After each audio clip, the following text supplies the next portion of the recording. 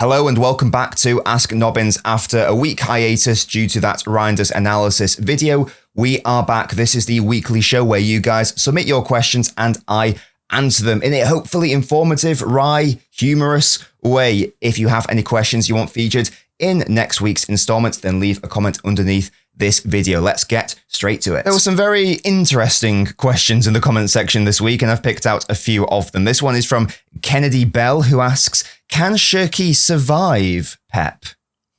I'm giving it a 25% chance of success. We've seen what happens to players who fall foul of our emperor. They are disappeared. It nearly destroyed the club this season. He didn't care. I don't really know what this question means. I think that what you're getting at is this idea that his relationship with Grealish, is that going to happen here with Cherki? It's mainly with rival fans, but it sort of seeped into City fans. I've noticed that a lot of City fans online in particular are very susceptible to bad takes, which is a shame. Hopefully this channel is going to stop that from happening. This idea that like Pep ruins players or ruins wingers or stifles creativity. And the example everyone uses is Jack Grealish, in particular when we are talking about, these creative players or these wide players generally. Well, my retort to that would be, right, did he also ruin Pedro at Barcelona and Messi at Barcelona and Ribéry and Robben and Raheem Sterling and Leroy Sané? And is he ruining Doku? And is he ruining Savio? Is he telling them not to dribble? Did he stifle the creativity of Messi and Kevin De Bruyne? This idea that Pep wouldn't adore a player like Cherki is bizarre. Like, Cherki's going to thrive. Haaland's going to adore having him. Foden, Reinders, every single player is going to adore having someone like Cherki. And as I say, Pep would be at the top of that list. So can Cherki survive Pep? I literally don't know what that means. Will Cherki thrive under Pep? Yes, 100%. Absolutely, definitely. You can lock that in right now. Screenshot this, screen record this, whatever. Send it to your grandmother. Send it to your father. He's thriving. Not just surviving, thriving. We've got a very angry comment here from Bill. Again, not necessarily a question, but it was quite funny, so I thought I would pull it up. This is from Bill-N9G. Okay. Stop saying Haaland. I don't, but okay. It sounds ridiculous. You are in England and speak English. And Brexit means Brexit. If you say Bernardo, you don't use Portuguese pronunciation. Stop pretending to be a special case. Okay, interesting. So, Bill-N9G, if that is indeed your real name, how do you pronounce this footballer's name? I trust, because you are in England and speak English, that you're saying his surname is Henry, not Henri, which would be the French pronunciation. It's absolutely fine to not be consistent with your pronunciation. The announcer at the Etihad for the past decade has been saying Kevin De Bruyne. De Bruyne, not De Bruyne. He's been saying the Belgian pronunciation. Now, I prefer the English pronunciation, so I say De Bruyne, but I don't hear anyone getting on his back in respect to that. I don't hear anyone saying Thierry Henry. I don't see anyone saying, we're playing Sevilla tonight. If you want to drink an Estrella, that's fine. If you want to drink an Estrella, as I call it, then that's also fine. This idea that you've got to be entirely consistent with language illustrates to me that you actually don't have any understanding of language and you are really doing this shirt justice. This is some LNobbins merchandise, by the way. Cheeky plug, link in the video description. So well done, Bill. You are most people. This is from Ethan. Hello. Hiya. This question has been on my mind a little and I hope you reply back. Does Ait-Nouri remind you of João Cancelo? Also, what do you think about Cancelo in general? And what do you think Ait-Nouri will bring to City? Big fan of you. Thank you very much, Ethan. That's a very lovely comment after that very odd one that we've just had there. Let's start with what I think about João Cancelo in general. I loved João Cancelo for 2 years. Adored him. I was his biggest defender and his biggest fan. I wasn't just saying this, I truly thought for those 2 years in, what was it, 2020, 21, and then 21, 22, I thought he was the best fullback in the world. I thought he was performing to that level. I thought he was outperforming Trent in that period as well. He was crucial to how City played. He was fantastic, a multifaceted player, technically right back, played at left back, but he was really actually a midfielder whenever he played on the ball. It was insane. And he wasn't as bad defensively as people made out. I still maintain that. Was he Ake? No. Was he a rock? No. Like, did he sometimes cost us defensively? Sure. But in those 2 years, I thought he was quite solid defensively.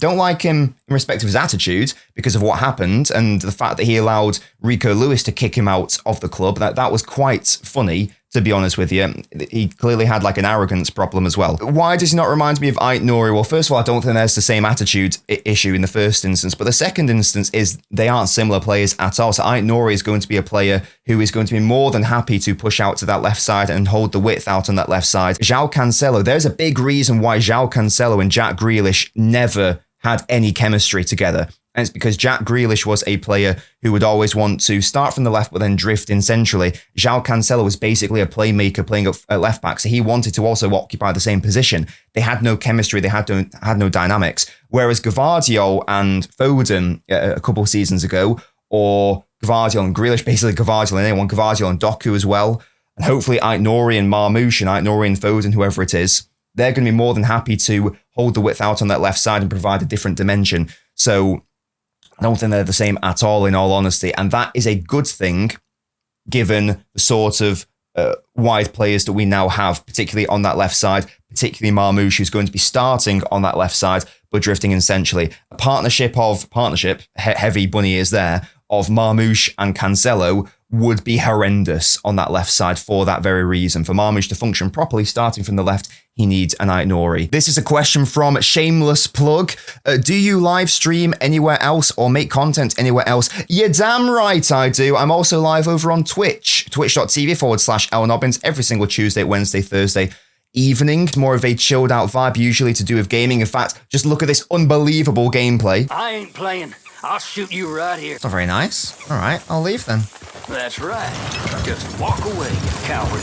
Oh, that was not the correct thing to say to me, matey. Yeah, that's what I thought. Oh, a witness? Nah, we don't do those over here. Yeah, that's what I thought. I was willing to let it go. Dickhead. Twitch.tv/LNobbins. Link in the video description. Question, says TechFreak2227. I think our fan base overrates Livramento a lot. He's an all-round fullback, not world-class at anything. Cambiasso, on the other hand, beats Livramento in every stat possible for a fullback. He would also be a lot cheaper. It's not strictly a question, even though you announced it with question, but thank you nevertheless, Tech Freak, for your comment. I'm going to disagree that Livramento is being overrated. I do agree that he's massively overpriced, or would be overpriced for City. And you'd need to have a conversation about whether that's worth it. He is 22 years old. I take your point that he's not necessarily world-class at, like going forwards, let's say.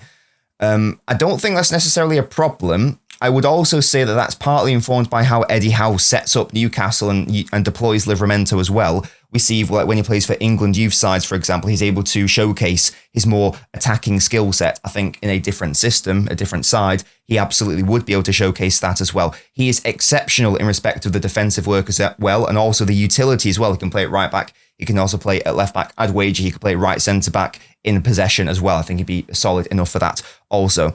The other thing you have to bear in mind is, based on right now, we physically could not accommodate Cambiasso because we are at the maximum for non-homegrown options. That is the reason why Livramento's price tag is so high. The way I view it is, yes, was he as good as Walker in 2017? No, Walker was a few years older, of course. But Walker was, when City signed him, this high-flying, brilliantly offensive fullback. And a couple of years down the line, Pep turned him into something entirely different. He still retained that attacking output for a time, but he was molded into this more defensive 1v1 monster. I don't see why Livramento can't do a similar thing where he's regarded as a more defensive fullback, but he evolves into this more attacking option. So, of course, he is going to be overpriced, but I don't agree that's the same as being overrated. You got to pay premiums. He is English. City need homegrown players desperately right now. And if you get him at 22, there's a chance you have him for the next 10 years. So I think that's the way you've got to think about it. Walker was 50 million quid in 2017. Again, different player, but he was 50 million quid. Livramento, if City were able to sign for like 70 to 80, based on inflation and football inflation, it's actually around the same price. You're getting a worse player, but a younger player who can maybe turn into that sort of player. So I don't agree he's overrated, but I also don't even think Newcastle are going to sell him. So I actually think it's a bit of a moot point. The last question is from Nadi. Guys, if you have enjoyed this video, then please consider leaving a like on the video and make sure to subscribe if you are new to the channel. Please leave a comment as well with your question, or just leave a comment for the algorithm if you don't actually have something to ask. But this is the final question of the video. Do you see the Club World Cup as a serious competition for the European clubs? City in particular, it's more like a chance for Foden and the new signings to shine and show what they're capable of. And do you see City as the favourite to win? So City can't be the favourite because it's got to be PSG who've just won the treble. So PSG have to be the favourites. In respect to the actual clubs, you better believe that they're taking this seriously because the amount of prize money that is up for grabs is insane. There's a reason why City have barely taken any youth players. The club will take it seriously, of course, and I hope the players do as well. From my perspective, what I'm most interested in is, as you say, the new signings being bedded in. We saw Reinders yesterday. Was absolutely wonderful. Cherki was quiet, but it's still important for him to get to know his teammates and his teammates to get to know him. These early nerve performances or performances where it's not how you may want them to be, they're going to be understandable for a new signing in a totally new way of playing with new teammates and whatnot. And again, Foden was fantastic in that game as well, wasn't he? It wasn't my man of the match. I gave it to Reinders, but of course, scored the goal, got the assist, should have scored another goal as well. Was just wonderful throughout in a different role as well. So that was fantastic to see. He looks like he's got his energy and vigor back as well. I basically view it as, from a fan's perspective, as any other Club World Cup that came before it. Adding 5 more games to it does not make my interest go from like here to here. Before this Club World Cup, I'd watched 2 Club World Cup matches in my career as a human, and I'm sure that you can guess which 2 of those matches were, and I'm going to apply the same logic for this Club World Cup. I'll only be watching the games City are actually in, so as soon as City get knocked out, that's the TV off for me. I'm not particularly interested. I'd rather the competition not be happening, not just the footballers, but fans. I want a break from football as well. I've got a bit of burnout last year, so I prefer the competition to not be happening, but if it is going to happen, I'll of course watch the City games outside of the ones happening at 2 a.m. I'm not going to let it ruin my sleep schedule to watch City batter Al Ain like 12-0 or whatever. It ain't happening. And the point about European clubs is also quite important. There is this elitism and arrogance, I think, from like European club fans, which I do think is partially justified in a sense, but not to the extreme. But of course, like the fans of African clubs, South American clubs, etc., of course, they're going to be taking it more seriously, partly because of like the prize money, but also just because like it is on like the biggest stage in a sense. You're competing against these European behemoths as well. So I think just take the Club World Cup however you want to. If you're not interested in it, it's absolutely fine. If you're buzzing about it and think it's the best competition ever, that's also absolutely fine. It's not a problem at all. It's technically a new competition, even though it really isn't. Again, my thought process is, how did you feel about the Club World Cup before the new format? That should probably be where you are still at. But if you have more or less excitement, then that's also not a problem. That's personally where I am at. Thank you guys so much for your questions / statements / really weird, not even passive aggressive, just sort of like really mean and odd things to say. I'll maybe throw in some of those as well, potentially. But I really hope you guys have enjoyed it. Make sure to leave a comment with your question for a future installment. If you want to go the extra mile, guys, please consider becoming a member of the channel to join these lovely people in the Hall of Fame, so you can have your beautiful name scrolling beautifully past my beautiful face. Thank you guys so much. Normal service is resuming. Cherki analysis video will be coming, maybe not by the end of this week, but in the coming days. So stay tuned for that as well. Thank you guys very much. I'll catch you next time.